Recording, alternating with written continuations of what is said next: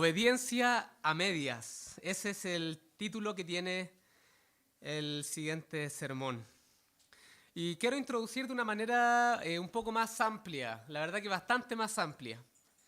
Los primeros 5 libros de la Biblia también son conocidos como el Pentateuco. Contiene la historia desde la creación hasta que Israel está por tomar la tierra prometida. Para quienes están más familiarizados con el contenido de estos 5 libros, en ellos se narra cómo Dios trazó un plan para restaurar la relación rota con el hombre producto de la caída. Y esta restauración viene a modo de promesa, la promesa de que vendría un redentor, que nosotros sabemos que es Jesucristo. Naturalmente, este plan que fue trazado por Dios fue siendo revelado de manera paulatina. Hoy nosotros podemos mirar hacia el pasado, podemos abrir nuestras Biblias y vemos cómo fue el gran panorama bíblico, mientras que las personas que la Biblia nos va narrando en estos momentos no podían ver el panorama completo.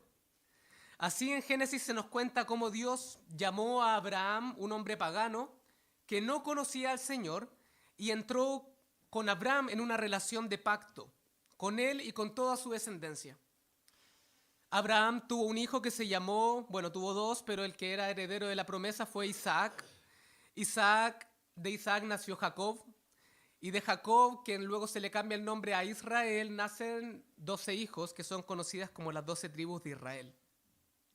Por tanto, el propósito de Dios al formar una nación era manifestar su poder al mundo, su amor, su misericordia, porque Él se había propuesto cuidar, como la gallina cuida a sus polluelos, a una nación pequeña, a una nación insignificante, a una nación que no tenía nada de qué jactarse. Mientras las grandes civilizaciones del mundo estaban construyendo grandes pirámides y torres y avances tecnológicos, Israel era muy pequeña, pero amada por Dios, protegida por Dios, escogida por Dios, formada por Dios desde sus inicios. Por tanto, la tierra que Dios había prometido a Israel tenía el nombre de Canaán. Esta tierra es descrita en las Escrituras como una tierra de la cual fluye leche y miel. Es una forma de decir que era una tierra muy próspera, cultivable. En esta tierra habitaban pueblos que eran nómades y otros pueblos que se habían asentado. Y Dios lo que hizo fue prometer auxiliar o ayudar a Israel a expulsar a estas naciones de la tierra para dárselas a Israel por heredad. Nosotros hemos oído acerca de la esclavitud en Egipto, del éxodo, del mar abierto, de los 40 años de Israel en el desierto bajo el liderazgo de Moisés, el libertador. Y bien, fue Moisés el santo hombre de Dios que Él escogió para guiar a Israel desde el éxodo desde Egipto hacia la tierra prometida. Y por medio de él le dio a un pueblo que estaba desorganizado, que venía de años y años y años de esclavitud, le dio una serie de mandamientos para obedecer. Ahora, si me acompañan con la siguiente diapositiva, por favor, quiero mostrarles solamente 3 aspectos o motivos principales de la ley. Yo sé que no estamos yendo directamente al texto, pero necesito hacer esta introducción. ¿Cuál era el propósito por el cual Dios le dio la ley al pueblo de Israel? Primero, tenía un propósito cívico. Organizar un pueblo que había sido esclavo y que no tenía una estructura cívica, una estructura de convivencia política, por así decirlo. Esto lo hizo por medio de la ley, organizando geográficamente a la nación. Les dio órdenes de convivencia, de higiene, de alimentación, de otros aspectos.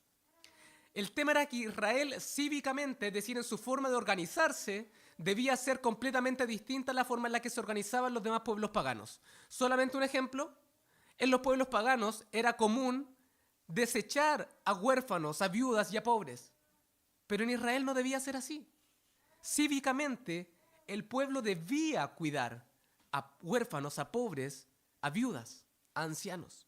Esto era parte del propósito de la ley en su aspecto cívico. En el aspecto religioso, Dios está ordenando cómo debe ser el culto al Señor.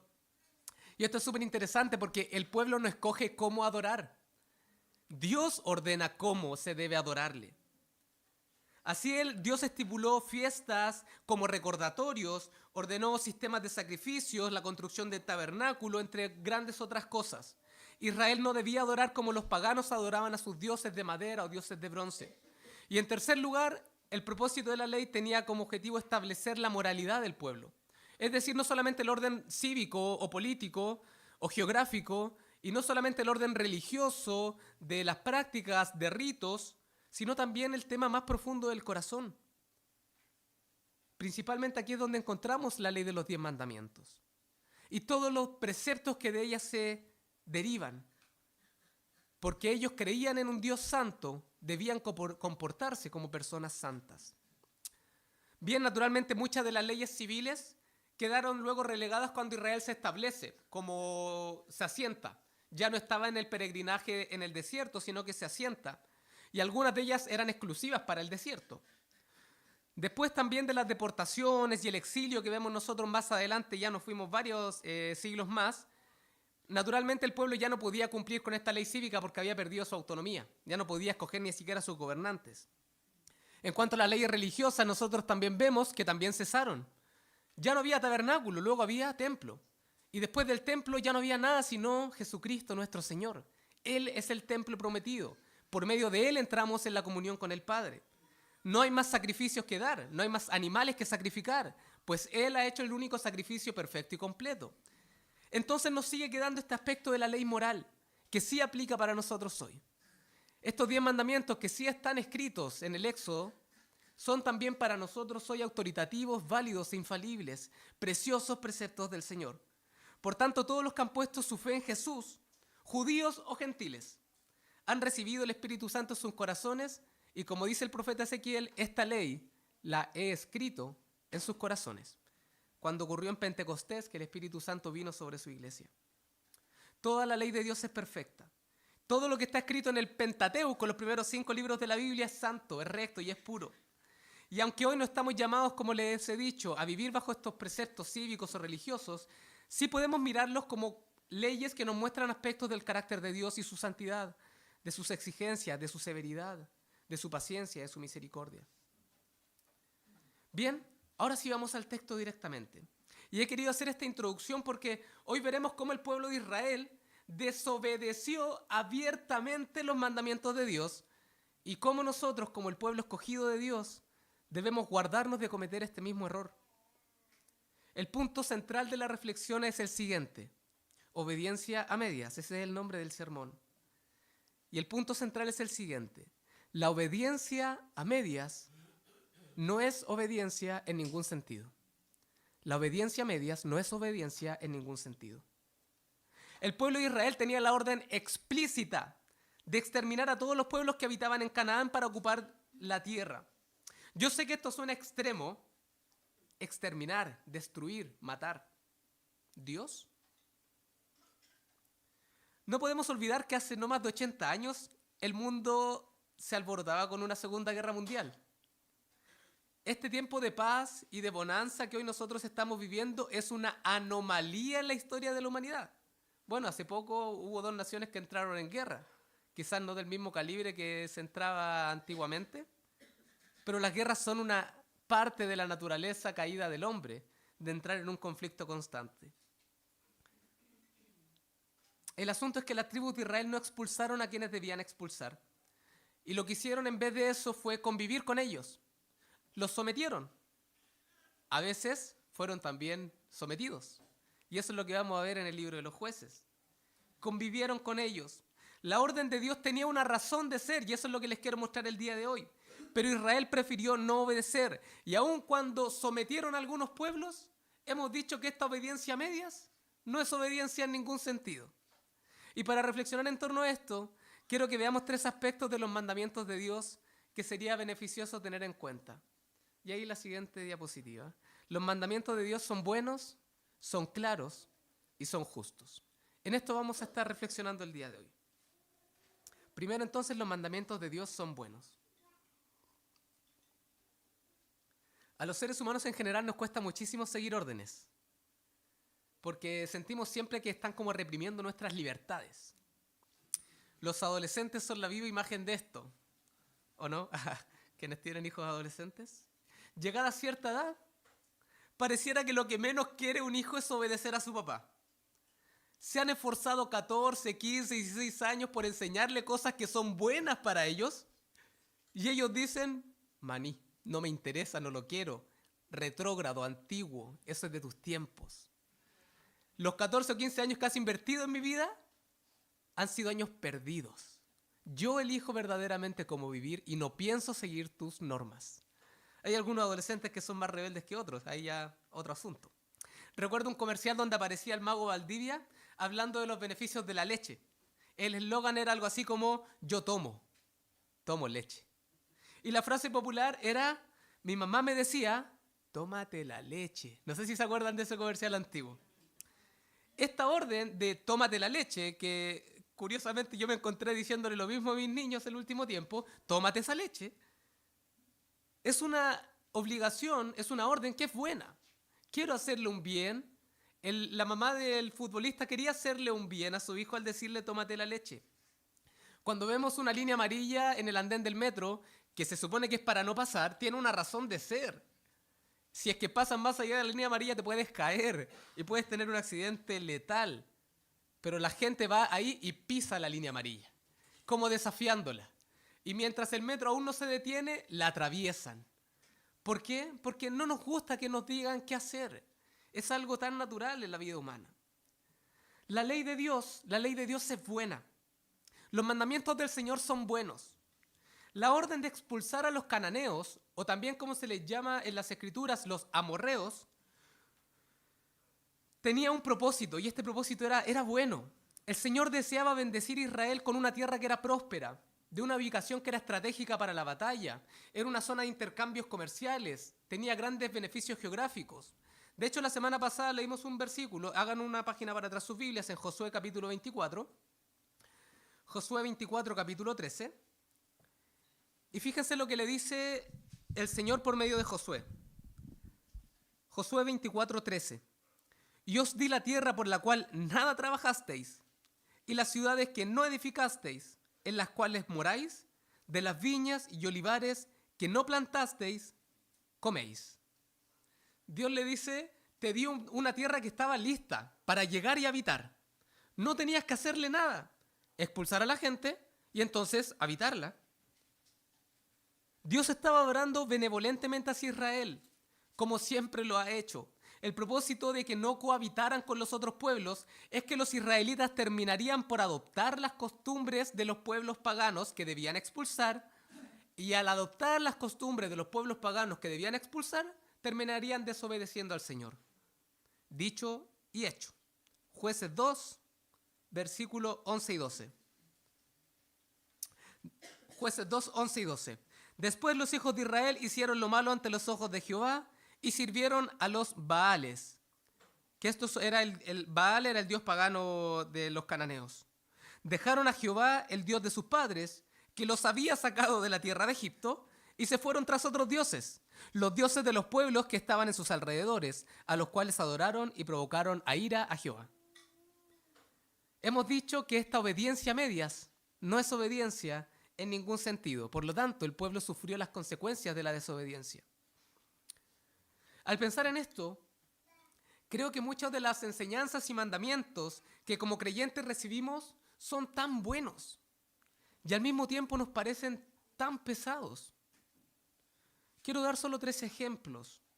Dar al prójimo, ofrendar, es una carga tremenda para quienes simplemente no quieren compartir de lo suyo.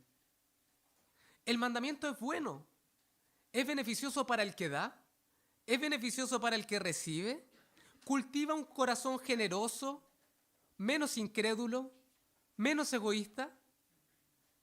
Sin embargo, esta falta de obediencia cultiva todo lo contrario, un corazón incrédulo e egoísta. Incrédulo porque, como nos enseñó Bastián, nos dice que no podemos confiar en que Dios proveerá para que podamos dar también.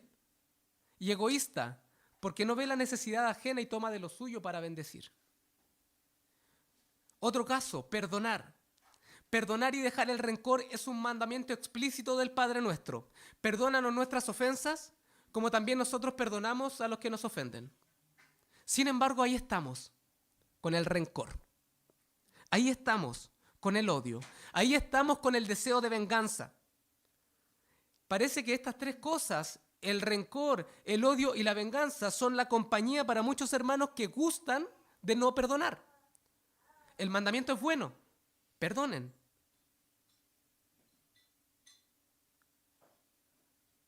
Pero la desobediencia muchas veces es mayor y produce angustias y podredumbre en el corazón de la persona que no perdona. Un último ejemplo, amar al enemigo y bendecir al que nos maldice. También es una enseñanza crucial del Evangelio de Jesucristo y demuestra que somos capaces de amar incluso a los que nos hacen daños.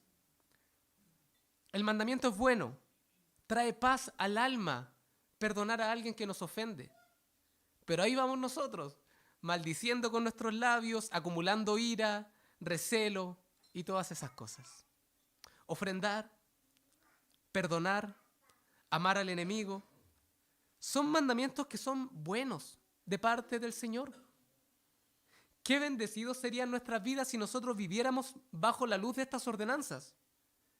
Qué alegría tendrían nuestros corazones. Qué alejados estaríamos de la depresión y de la ansiedad. Mejorarían nuestros matrimonios, mejorarían nuestra vida laboral, nuestros temores estarían lejos, nuestras preocupaciones las tendríamos controladas si obedeciéramos los simples y buenos y siempre buenos mandamientos del Señor. Pero, al igual que como sucedió con Israel, obedecemos a medias y damos cuando nos apetece y perdonamos cuando queremos y amamos al enemigo si se me antoja. Y la obediencia a medias no es obediencia en ningún sentido. Así como para Israel el mandamiento del Señor de exterminar al pueblo era bueno, así también los mandamientos del Señor son buenos para nosotros hoy. Segundo, los mandamientos del Señor son claros. Hay pocas cosas tan molestas como encontrarse con una indicación que no es clara. Todos los que han comprado un mueble o un artefacto electrónico se dan cuenta de algo. Aparecen dos fotos, una con todas las piezas desarmadas, la segunda ya todo armado. Sigan los pasos. Listo, claro, que aquí los muchachos dicen que la indicación no era clara porque la entrada salía por Pergolesi. Entonces, claro, no hay nada más molesto que tener una indicación que es incorrecta, que está desvirtuada. Y ahí estamos nosotros con el tornillo y el lanzatornillador. Pero es que esto no sale en la foto y la orden no es clara. Uno se calienta en la cabeza queriendo llegar a buen término. Pero los mandamientos del Señor no son así. Los mandamientos que el Señor nos da son bastante claros, son explícitos. Y en su mayoría, ni siquiera hay mucha vuelta que darle. Acompáñenme a Deuteronomio. Deuteronomio es el quinto libro del Pentateuco que les dije al principio, que conforman lo que se conoce como los libros de Moisés o la ley. Porque en ella está contenida esto, la ley. Deuteronomio capítulo 7. Vamos a Deuteronomio 7.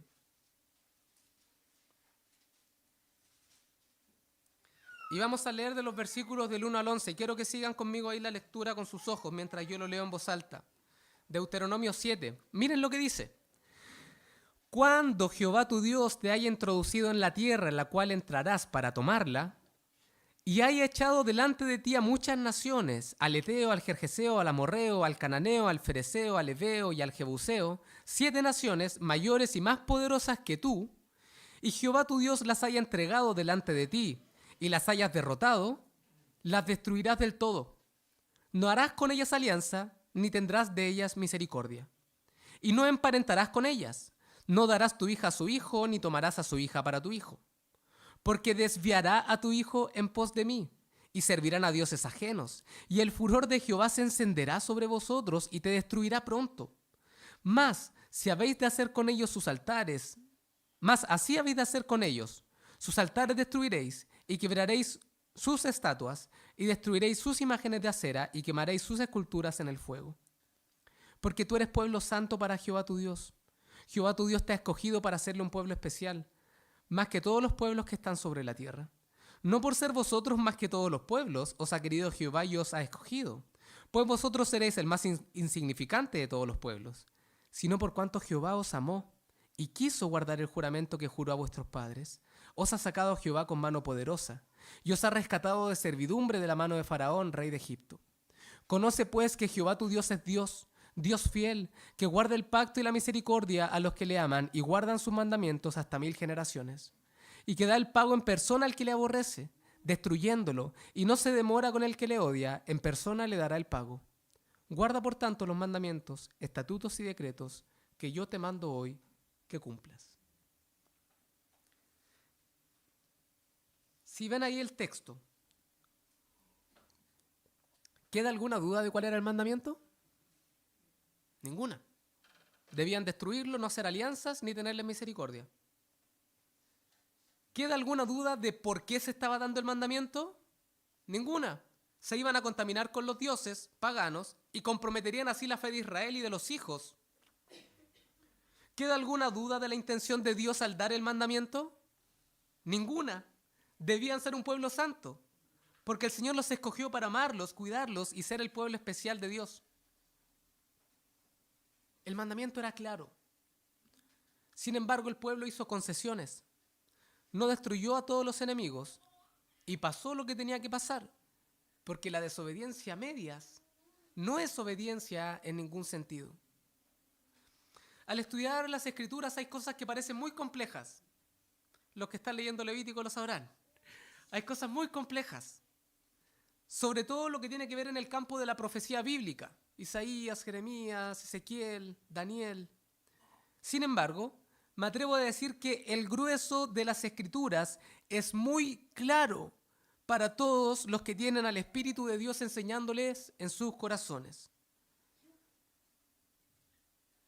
Y como un acto de gracia, el Señor nos dijo lo siguiente: ama a Dios con todo tu corazón y tu mente, y luego ve y ama a tu prójimo como a ti mismo. ¿Queda alguna duda? ¿El mandamiento es claro? De hecho, si queremos saber si estamos obedeciendo los mandamientos divinos, podemos examinarnos preguntándonos lo siguiente: ¿hay algo que yo esté amando más a Dios? ¿Más que a Dios, perdón? ¿Hay algo que yo hoy estoy amando más que a Dios? ¿Hay algo que está suplantando mi devoción diaria y personal delante del Señor? ¿Hay algo que me está quitando la confianza en el Dios que amo? Y luego, ¿he mostrado amor por mi prójimo este día? ¿Actué hoy como alguien que ama al prójimo como a sí mismo? ¿De qué manera podría hoy amar a otro y no lo estoy haciendo? Si el mandamiento es tan claro. Somos nosotros los que muchas veces enredamos las cosas y le damos 100 vueltas para ver lo evidente. Que no queremos obedecer la palabra en algunos aspectos. Y aunque tengamos muy claro frente a nuestros ojos lo que el Señor nos manda, preferimos muchas veces desobedecer. Inventamos excusas, pasamos por alto, buscamos caminos alternativos, pero a fin de cuentas, la obediencia a medias no es obediencia en ningún sentido. Tercero, los mandamientos del Señor son justos. En el primer siglo de la iglesia hubo un hombre llamado Marción. Yo les he contado antes de este hereje, que al leer el Antiguo Testamento, él era un antijudío, ¿ya? Era un griego, antijudío. Por tanto, él al leer el Antiguo Testamento dijo: de ninguna manera el Dios del Antiguo Testamento es el mismo Dios que Jesucristo nos revela. El Dios del Antiguo Testamento es un Dios airado que manda a destruir. El Dios del Nuevo Testamento es un Dios benevolente que ama. El Dios del Antiguo Testamento apunta, señala y juzga. El Dios del Nuevo Testamento es distinto. Esas fueron las conclusiones erróneas que este hombre sacó. Por tanto, ¿qué hizo él? Lo que se llamó o lo que se conoce como el primer canon de la Biblia. Tomó todo el Antiguo Testamento y lo tiró al fuego. Tomó todas las cartas de Pablo en las que hablaba acerca del pueblo de Israel y las tiró al fuego. Y se quedó con su propio compendio de la Biblia.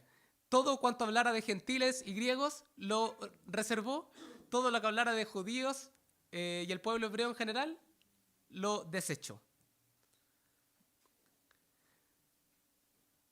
Y esto, ¿por qué les comento esto? Primero, porque el Antiguo Testamento también es para nosotros hoy, ¿cierto? Y cuando leemos sobre el mandamiento de Dios de destruir a pueblos enteros, muchas veces quedamos muy descolocados. Lo cierto es que Dios es un Dios justo y no nosotros, en primer lugar. Quizás a algunos esta respuesta le parece, vacía, falta argumento. Pero si Dios ordena algo y Dios es justo, por tanto lo que Él ordenó es justo. Y como diría el apóstol Pablo siglos más adelante, ¿quiénes somos nosotros para altercar contra el mandamiento del Señor? Pero quisiera mostrarles algo en Génesis 15. Acompáñenme a Génesis 15.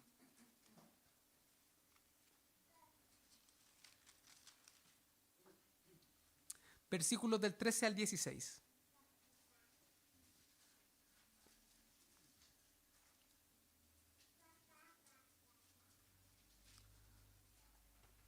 Génesis 15, versos del 13 al 16.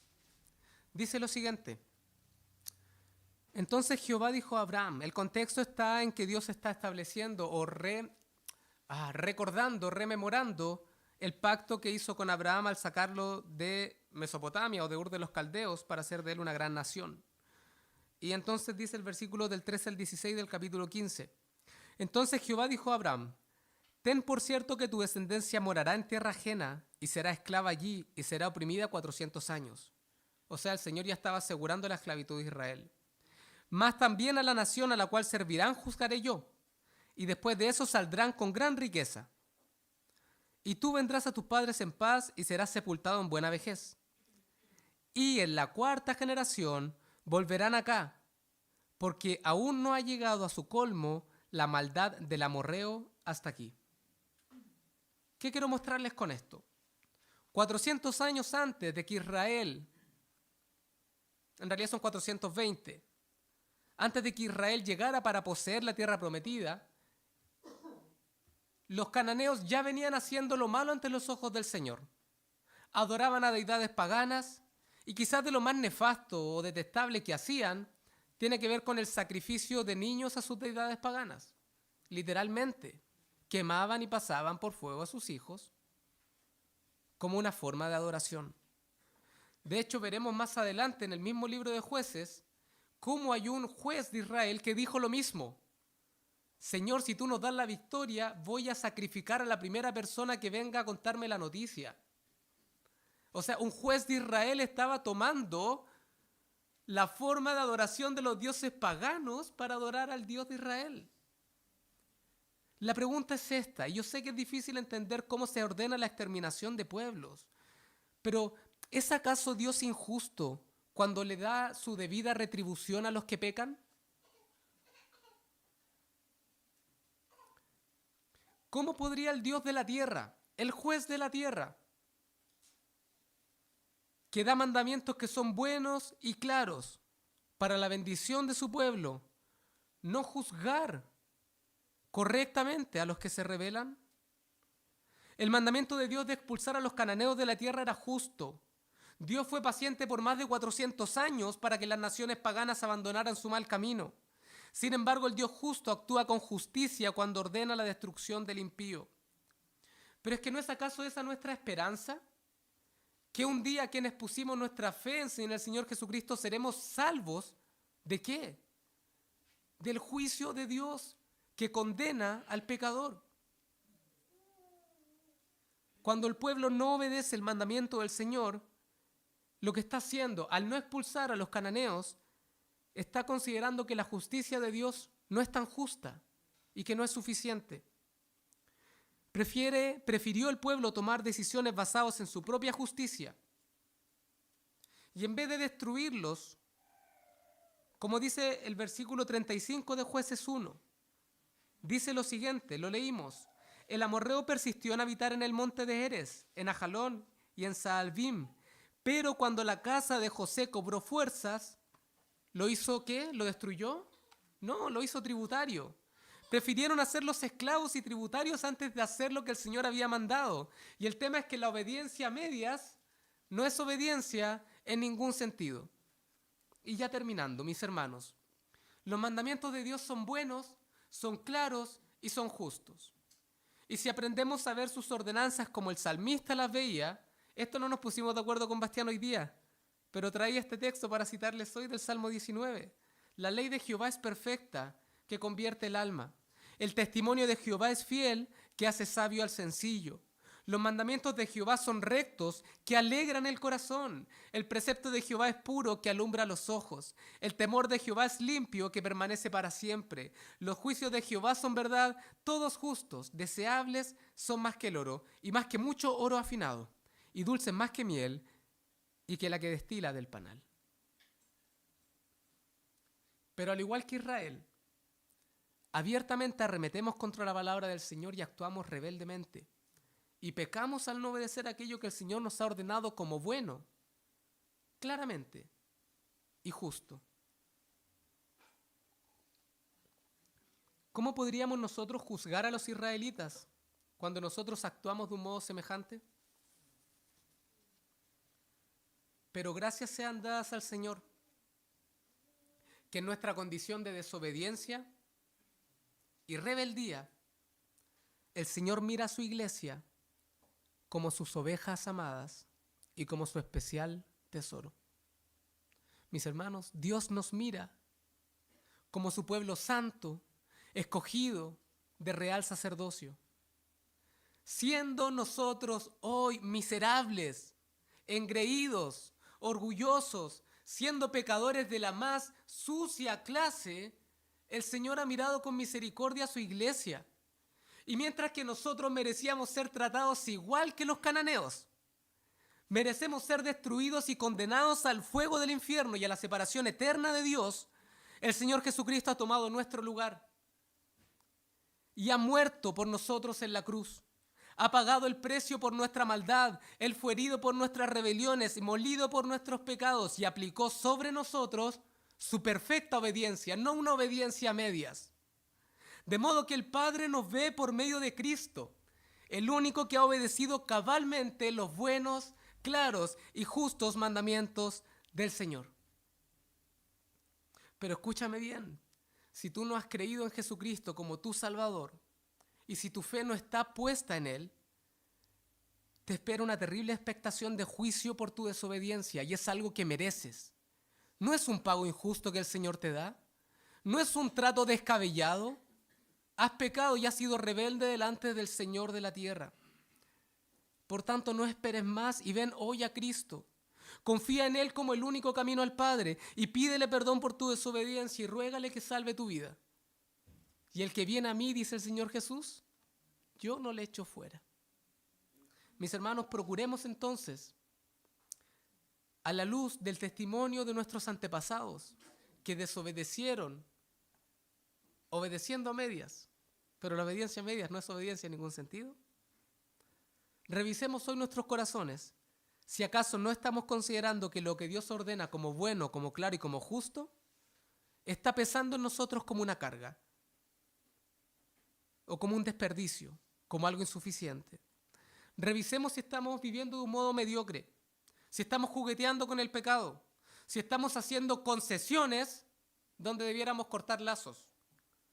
Porque la obediencia a medias, en definitiva, no es obediencia en ningún sentido. Hay una última pregunta que son para reflexionar. ¿Estoy procurando andar en obediencia a Dios? Cuando veo que Dios ordena algo bueno, claro y justo en su palabra, ¿cómo recibo yo este mandamiento? ¿Estoy amando los mandamientos de Dios o son para mí una carga? ¿Estoy jugueteando con el pecado o haciendo concesiones con algo que sé que Dios prohíbe? Que el Señor nos ayude a tomar el testimonio de Israel en este libro, de los jueces, para considerar cómo estamos obedeciendo al Señor y cómo estamos considerando sus mandamientos.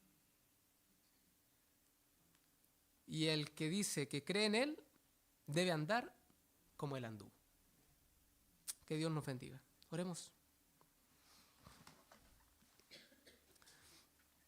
Oh Señor, gracias por el testimonio de Israel y por tu santa palabra que es perfecta, infalible e inspirada. Y ayúdanos a tener presente, oh Señor, el carácter de nuestra desobediencia, que es terrible, que es una afrenta contra ti. Por lo tanto, Señor, ayúdanos, por favor, y perdónanos nuestros pecados, y perdónanos nuestras ofensas y nuestras rebeliones, y ayúdanos a enmendar el rumbo, a amar y atesorar tu palabra, Ayúdanos, oh Señor, a tener tu ley en nuestros corazones como lo más preciado que podemos tener. Más que el oro, decía el salmista, más que el oro afinado. A quienes están en abierta desobediencia, oh Señor, reprende sus corazones. Porque mientras tú deseas el bien para tu iglesia, la desobediencia tiene sus consecuencias. Ayuda a mis hermanos que no son capaces de ver sus errores, la podredumbre de su corazón, lo nefasto que han caído a causa de desobedecer tus mandamientos. Ayúdanos a nosotros, oh Señor, que somos orgullosos, soberbios, que creemos que sabemos todo, que somos buenos cristianos porque llevamos años aquí, a ver que desobedecemos muchas veces. Y ayúdanos, oh Señor, a todos a ver que nuestra esperanza debiera estar única y solamente en nuestro Señor Jesucristo, quien vivió la perfecta obediencia, no la obediencia a medias, que vivió la perfecta obediencia, y esa obediencia la imputó sobre nosotros al hacernos hijos de Dios. A quienes hoy no te conocen, oh Señor, y su corazón está en rebeldía, pero tú estás llamando a su vida, te ruego, Señor, que oigas el clamor de su perdón y ayúdanos como iglesia a acompañarlo, dirigirlo, guiarle, para que aprenda de tu santa palabra aplicada a la vida. Ayúdanos, Señor, por favor, en nuestra miseria. Ayúdanos, Señor, porque necesitamos que estos mandamientos, que son buenos, claros y justos, sean obedecidos por nosotros, por el amor que tenemos, Señor, por ti. Gracias por amarnos, gracias por darnos oportunidades, gracias por dejarnos tu santa ley para nosotros. En el nombre de Cristo Jesús oramos. Amén.